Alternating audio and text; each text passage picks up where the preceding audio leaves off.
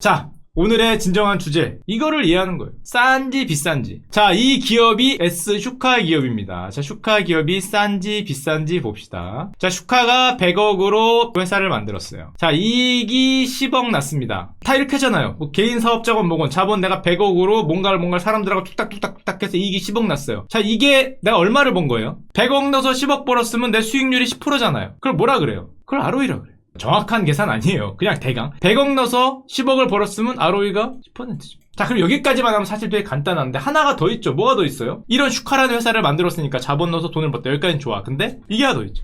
자, 슈카의 회사가 그럼 예를 들면 상장을 했어요. 이게 얼마인지를 얘기해야 될 거 아니야. 100억 넣어서 10억 버는 회사야. 오케이. 그러면 너 회사의 적정 주가가 얼마야? 이거 봅시다. 자본을 100억이 넣었는데 주가라기보다는 이 시가총액 전체가 회사 전체 가격이 얼마가 돼야 돼? 이게 뭡니까?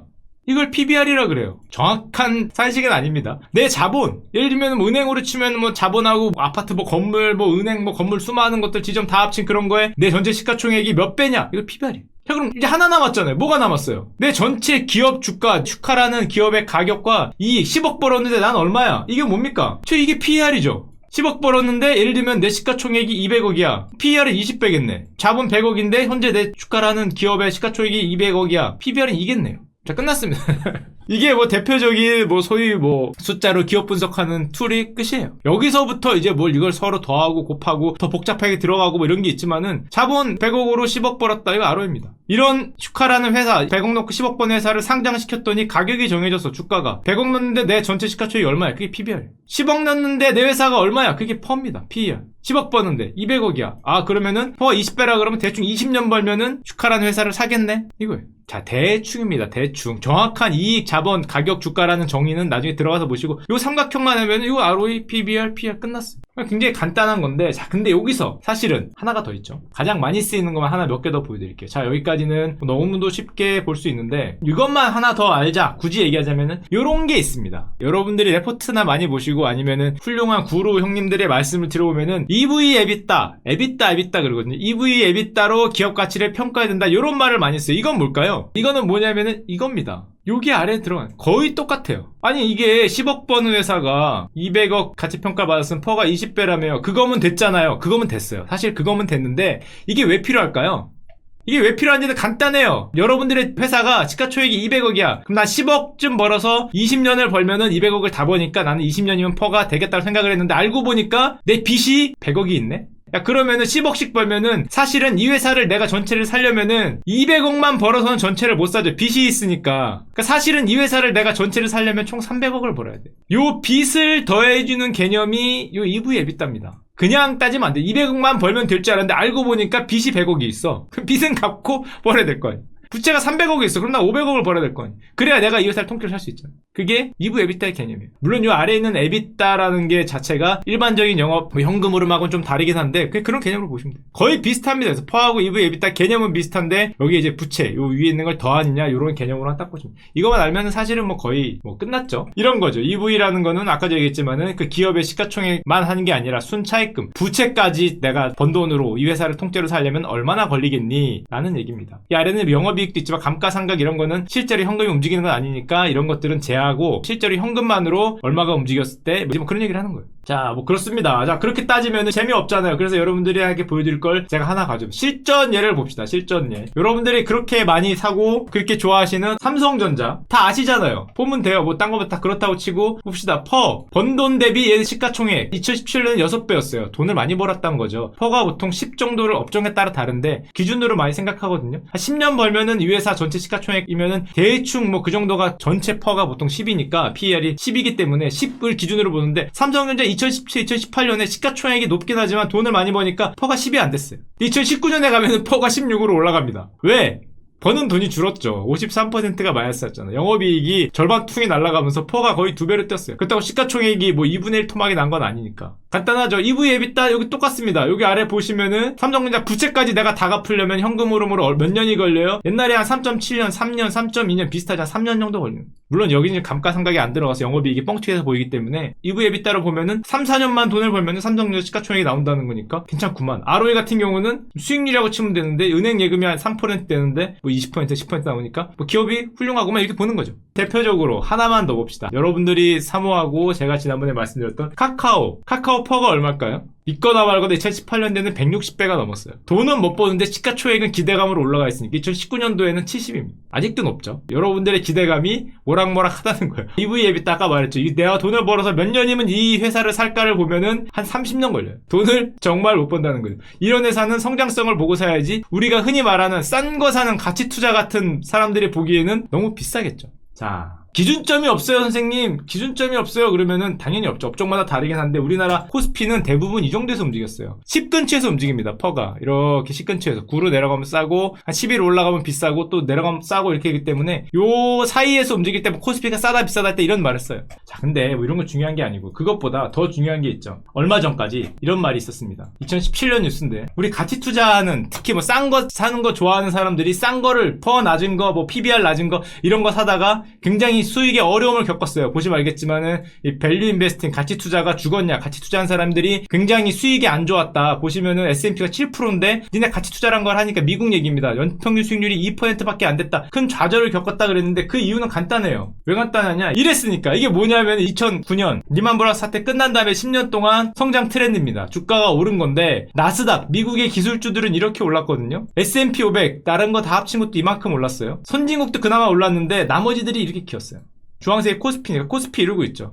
한마디로 미국의 기술주, 이게 성장주잖아요. 어떻게 보면은 2010년대가 그때도 언제 한번 말씀드렸지만은 굉장히 패러다임의 변화가 많았어요. 스마트폰이 생기고 이커머스가 생기고 이것저것 뭐 많이 생기고 거길로 인해서 굉장히 많은 변화가 스마트폰을 중심으로 한 변화가 있었기 때문에 거기 IT 기업들의 가치가 엄청나게 올랐는데 같이 투자한 사람들은 그걸 못 사죠. 비싸니까. 아까도 봤지만 퍼가 70이야. 퍼가 140이야. 이러면 못 사요. 그러니까 이때는 성장주의 가능성을 보고 질렀던 사람들이 최근 10년에 좋았죠. 그럼 그 앞으로 10년도 그럴 거냐? 그러면은 만약에 이럴 거냐는 건 판단 기준은 그거겠죠. 당연히. 뭐 4차혁명이라 그러니까 AI나 자율주행이나 뭐 이런 것들이 과연 향후 10년에 스마트폰 같은 변화를 가져올 것이냐? 그거 가져온다고 생각하면은 이런 모습이 보여지겠죠. 이게 허상이다. 이게 아니다. 그러면 가치주의 시대가 또 오겠죠. 자, 그런데 정말 최근에 그런 와중에 역시 별로 안 좋았던 형이 하나 있습니다. 누구냐면 당연히 가치 투자하면 나오는 항상 이 형인데요. 이 형의 돈을 버는 비법을 제가 보여드릴게요. 이 형의 돈을 버는 비법은 딱 정말 유명한 거예요. 정말 유명한 거. 제가 지어낸 거 아닙니다. 룰이 두 개가 있어요. 룰 첫 번째가 never lose money. 돈을 잃지 않는다. 룰 두 번째가 절대 이거를 잊지 않는다는 거죠. 그렇기 때문에 절대 돈을 안 잃어요. never lose money야. 왜냐? 나는 돈을 안 잃게 투자를 하고 두 번째가 돈을 안 잃을 거거든. 워런 버핏 형이 돈을 안 잃는 방법이 이겁니다. 간단하죠. 아주 간단한데 자, 그럼 이 형은 언제 살까요? 너무 당연하게 이렇게 오르락내리락 할 때 우리는 사는 방법이 두 개 있어요. 이런 시장에서 여기를 돌파할 것 같아서 야, 여기를 넘어서 전고점을 넘어서 시장이 쭉쭉쭉쭉 성장할 거야. 기업이 쭉쭉 성장할 거야. 그러니까 요쯤에 여기 넘을 때 사고 떨어지면 손절해야지 뭐 이런 생각을 들어서 이 선을 넘을 때 사람들이 정말 많이 사요. 이 성장 추세를 따라가지 못하면 안 된다. 이거 나 없이 달려가면 어떻게 많이 삽니다. 여기서 사람들이 사고 이 위로 올라가면은 드디어 동네 아줌마 아저씨들까지 전부 얘기하면서 회사에만 가면 주식 사러 일단 여기가 되는 거죠. 근데 버핏 같은 아저씨들은 언제 살까요? 당연히 여기서 일로 떨어질까 일로 오를까라는 게 애매할 때가 있어요. 완전히 폭락할 것도 같고 저 하단점에 왔으니까 그래도 반등할 것 같고 요럴 때 저런 아저씨들 많이 사죠. 여기서 하락하면 어떻게 되냐? 하락도 많이 하죠. 이거 언제나 지지. 그림을 이렇게 그렸으니까 그렇지 이렇게도 많이 가잖아. 이렇게도 여기서 하락하면 어떻게 하냐? 뭘 어떻게 해요? 저기서 하락할 경우를 대비해서 이 형이 하신 말씀이 있어요. 아주 유명한 말이에요.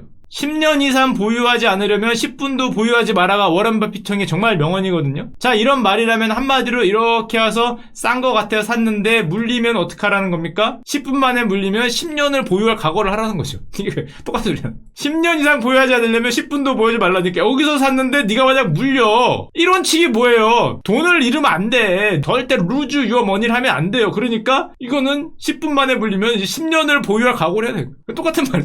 그런데 네가 만약에 이렇게 비싼데 여기서 물려. 만약에 여기서 물려서 이게 빠져. 그러면 이거는 운 없으면은 10년 만에 안 올 수도 있잖아. 근데 너는 싼 가격에 샀기 때문에 한 10년 걸리면 오지 않겠니? 여기 샀으니까. 여기서 사면 이거 진짜 영원히 돌아오지 않는 그 고점이 될 수도 있는데 여기니까 이게 기업이 망할 겸만 아니면 뭐 이렇게 흐름이라는 게 있는데 오겠지. 그러니까 나는 영원히 물리지 않는다는. 그래서 유명한 짤들 많잖아요. 워런 버핏형 그런 뭐 이런 짤 있잖아요. 좀 보면 이렇게. 이 말이 왜 나왔겠어요? 절대 좋지 않기 때문에 가치 투자 입장에서는 여기 싼 가격에 샀기 때문에 이게 빠지더라도 언젠간 돌아온다는 거죠. 자, 그러면은 여러분들이 버핏형이 대충 감을 잡았습니다. 물론 저게 전체가 다 아니에요. 웃자고 한 소리입니다. 웃자고. 저걸 믿고 버핏형이 저런다고 어디 가서 얘기하면은 정말 없어 보이는 사람이 되는 거예요. 제발 그러지 마시고요. 자, 이게 지금 S&P예요. 미쳤죠? 자, 워런 버핏형의 입장에서는 지금 어떻게 해야 될까요?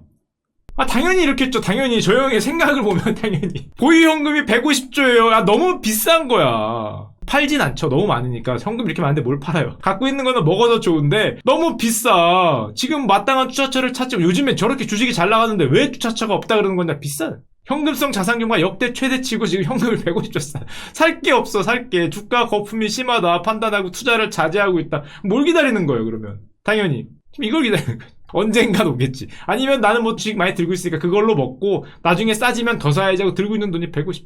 자, 그럼 이 형이 지금 뭐 사겠어요? 그렇다고 아무것도 안 살 수는 없잖아. 아무리 S&P가 이렇게 지금 미친듯이 올라간다 그래도 여기서 아무것도 안 살 수는 없잖아요. 비싸다고. 뭘 사겠니? 이런 형이 좋아하는 거. 뭘 사겠어요?